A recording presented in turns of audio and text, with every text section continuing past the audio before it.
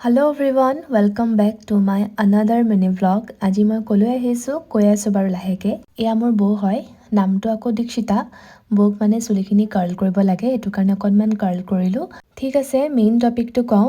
মোৰ মানে বাবাৰ মানে মোৰ দেউতাৰ কাজিন, মোৰ জেঠাই ঢুকালে। আজি ভোজ তাকে আহিলো ইয়ালে। এয়া হ'ল পপিবা, মানে মোৰ কাজিন জেঠাই ছোৱালী। তাই মানে কৈ আছে আৰু মোক তাই বহুত কান্দিছে মানে সেইকাৰণে বহুত খিনাই গৈছে বোলে। আইটেম বহুত কিটা আছিলে, মাছ, মাংস, পনীৰ। আমাৰ ফালে মানে ভোজত অকল মাছহে খুৱায়। এইফালে মাছ, মাংস দুইটাই চলে। বাৰু সব জেগাতে নিয়ম বেলেগ বেলেগ, কিন্তু খোৱাটো কিন্তু একদম পাৰফেক্ট আছিলে। মানে বহুত বেছি টেষ্টি। আৰু এইফালে জিকুদা আৰু বাবুদা।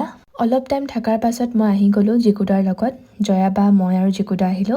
শেষত মই এটা কথাই কওঁ, জেঠাই য'তে আছে শান্তিত থাকক, লগতে আমাকো সকলোকে আশীৰ্বাদ কৰক, তাকে প্ৰাৰ্থনা কৰিছো। দিয়ক আজিলৈ ইমানেই।